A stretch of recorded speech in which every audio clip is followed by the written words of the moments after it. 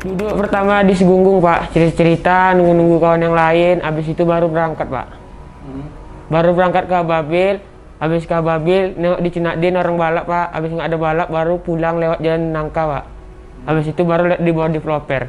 Itu kalian ngumpul setiap hari atau gimana? Enggak Pak, setiap malam minggu aja Pak. Setiap malam minggu? Iya Pak. Itu memang udah janjian mau ngumpul? Iya Pak, memang udah kadang-kadang nengok balap liar tuh Pak.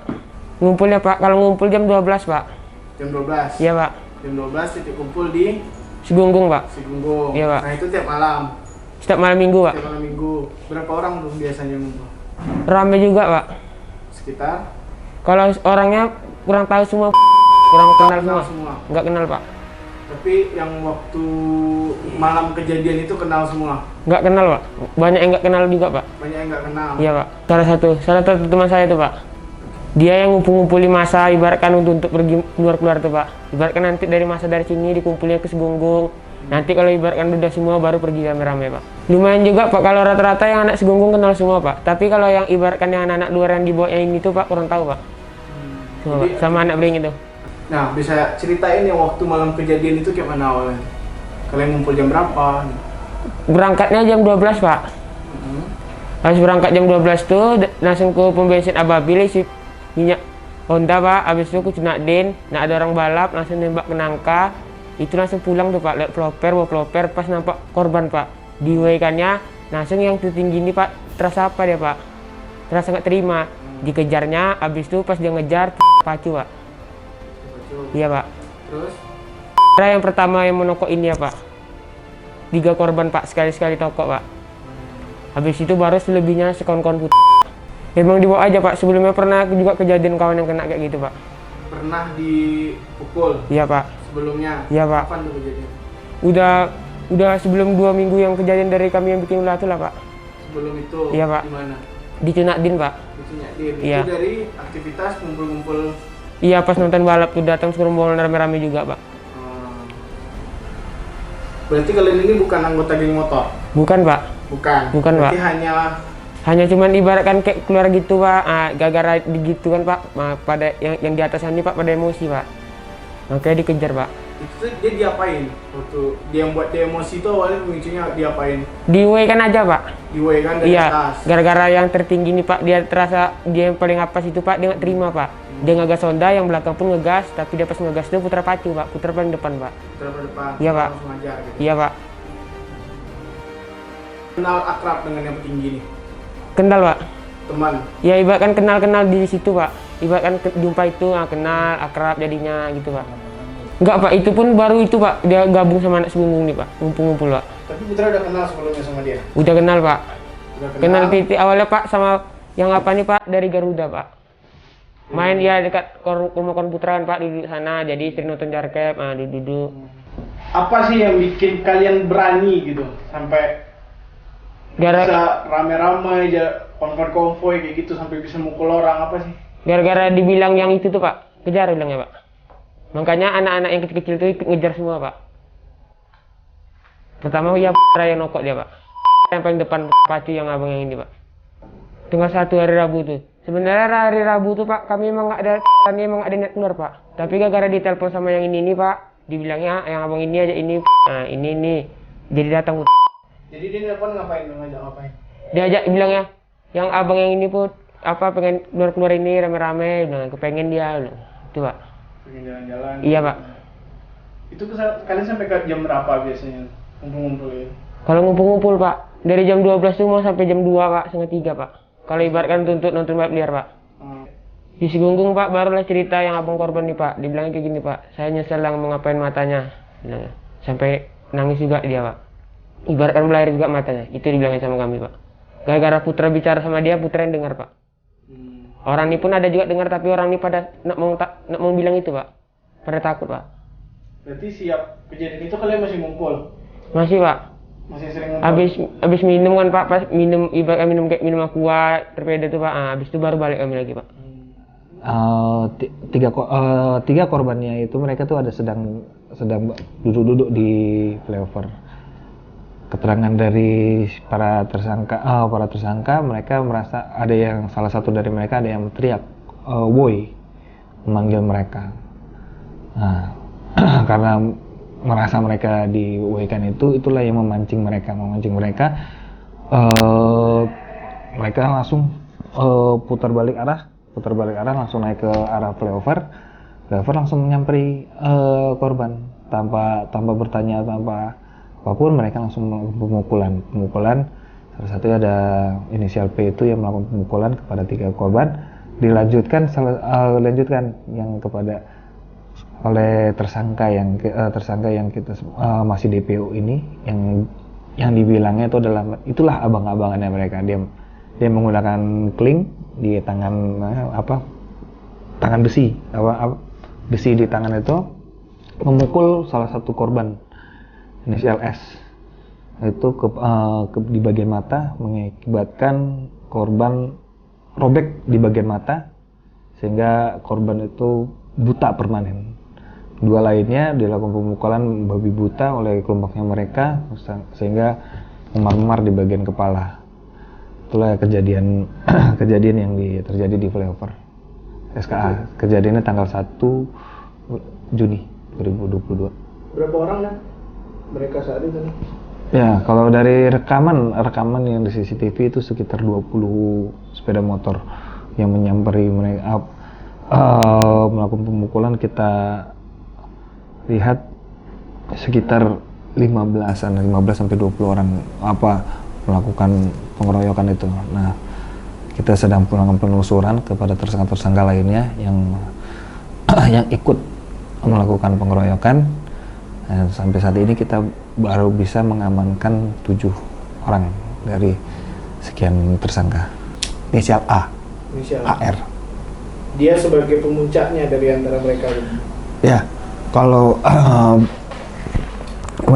si AR inilah yang dianggap mereka itu adalah sebagai leadernya mereka. Sangat disayangkan si leadernya ini memang memberikan contoh arogansi sehingga anak-anak teman-teman yang lainnya, yang kelompok yang lainnya itu yang masih anak-anak yang kita bisa dinilai itu masih labil, mereka terpacu juga karena ngeliat abang-abangannya. Nah, sehingga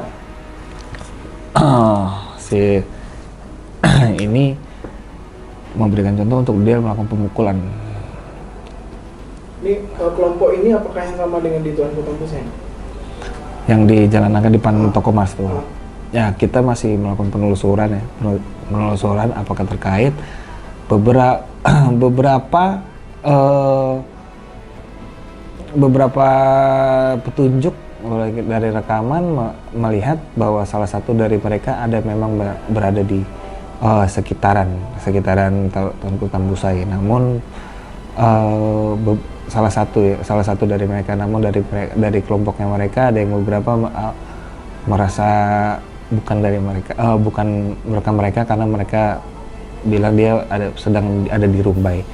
Namun kita melakukan penelusuran lebih dahulu terkait masalah keterkaitan mereka di kejadian yang di Toko Mas Dian tanggal 5 di Jalan Tuanku Tambusai itu.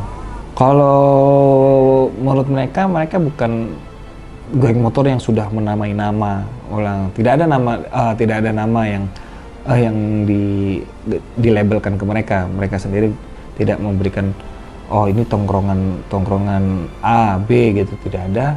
Mereka cuma hanya setiap malam minggu mereka berkumpul di tempat yang sama di daerah di daerah Singgung itu mereka bahkan karena tanpa janjian mereka sudah tahu mungkin udah malam minggu kumpulnya di situ. Nah, setelah mereka berkumpul niatannya mau nonton balap liar, terus setelah itu mereka jalan-jalan keliling Pekanbaru. Karena itulah yang kita sesalkan, masih anak-anak muda ini sudah mempersiapkan senjata-senjata untuk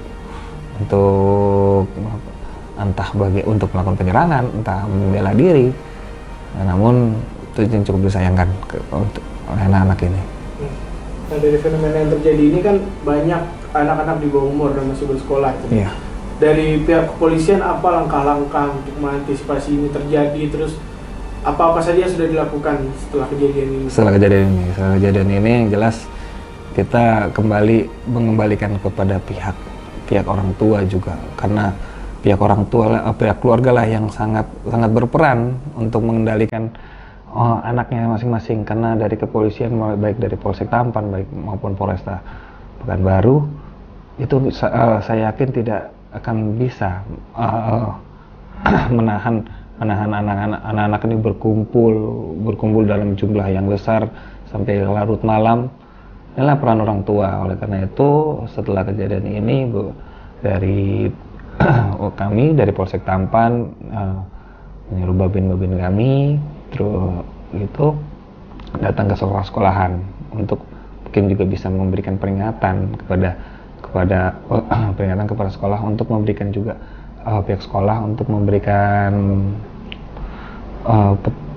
arahan kepada siswa-siswanya agar tidak berkumpul seperti itu. Terus juga kita juga melakukan himbauan kepada